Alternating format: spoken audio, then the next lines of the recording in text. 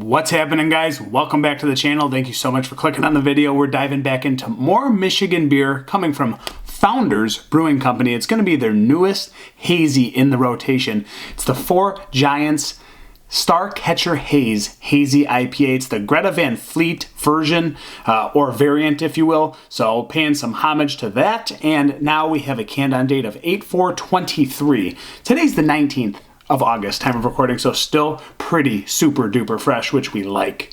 Again, newest one in rotation. They've been kind of doing different variants of the Four Giants Hazy. Today, it's the Starcatcher Haze, so we'll see what this one's about. It's clocking in at 6.6% ABV, really love that range, and 50 IBUs, so don't know much about this. It just popped into distribution this last week. Been meaning to try this one with you guys, but I've just been busy. I just can't get to it, so it's finally time. Let's dive into this one.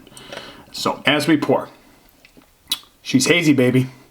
Pouring more like a 7 or 8% beer. It's definitely opaque. It's definitely golden yellow. Beautiful hazy bomb, baby. Looks good in the glass. Looks very good. It's that typical haze bomb. Not going to go into detail. Nice carbonation stream to the top. Nice creamy head sitting on the top of the golden yellow and orange mixture. Got the proper Pourmichiganbeer glassware. Yes. If you want one, hit me up. Can always sell it to you. There's the plug. Okay, we're done. Let's dive in and get an aroma. Smells pretty citrusy. It smells like grapefruit peel. It smells like navel orange, juiciness, and zest. A little bit of Meyer lemon. Small touch of grassy dankness. A little bit of herbaceous pine, just a little kiss of it. It's more fruity and juicy than it is bitter, astringent, hoppiness. Smells very bright though. Familiar hops, not sure what to categorize this as.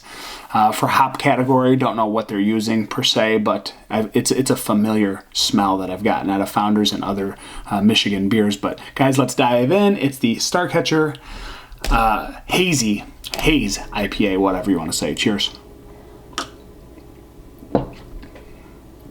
Ooh, so ends up being like a little bit more resinous pine than I thought at first impressions of the aroma. It brings more hoppy dryness, a little bit of like grapefruit peel. That navel orange and grapefruit kind of juiciness and zest is in there. That Meyer lemon comes out, kicks you on the back end, kind of fades into that resinous pine. And it does have a nice bit of hoppiness. So I got that wrong on the aroma. I thought it was going to be more juicy. Yes, the juiciness is there in the front, kind of fades through the middle maltiness, and then it goes into that, again, piney bitterness on the back end for being 50 IBUs. Drink's a little bit higher in my opinion, but maybe my palate will adjust. Let's go back in.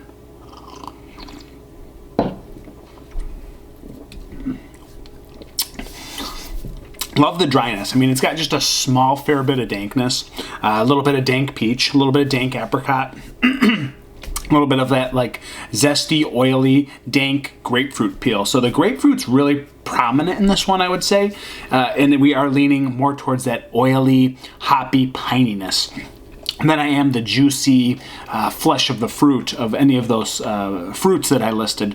Again, more dry, a little bit more pithy, a little bit more zesty, a little bit of floral kiss, slight dankness on the back end. The bitterness, again, really kicking in. Feels higher than that.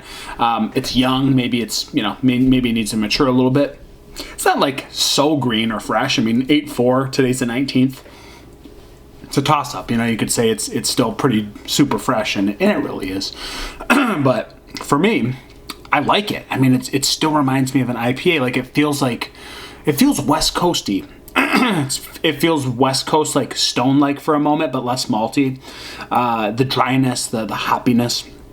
And then it comes into the New England feel just for a slight moment, that slight juiciness, but it fades so quickly. This really is a little West Coast monster, if you ask me, with all the right feels in here and still bringing some fruity qualities.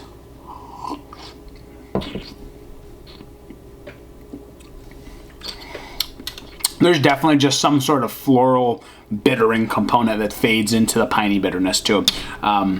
It's dry, man. This is good. It's really good. I get really tired of these sweet, overripe juice bombs. This one is not that. I mean, it's still a dry West Coast hybrid again, and it feels like it's bringing the heat with the hoppiness, with the dryness, with the floral kiss. More than a floral kiss, it's got quite a little kick. And again, just really drinkable, yet bringing intense, dry fruitiness. You know, it's, again, not the flesh of the fruit. It's going to be more of the pith, more of the rind, more of the zest. Just really enjoyable, man. Really enjoyable. Slightly chewy. Just has a nice little body to it, while still maintaining drinkability. It's good. It's really good. One of the better Founders beers I think I've had in a long time. If you're looking for a juice bomb, you've come to the wrong place. If you're looking for a solid New England style IPA that brings West Coast vibes, you've come to the right place. This is fantastic. For me, this is I'm all about this. Wow, rating. Man, it's good.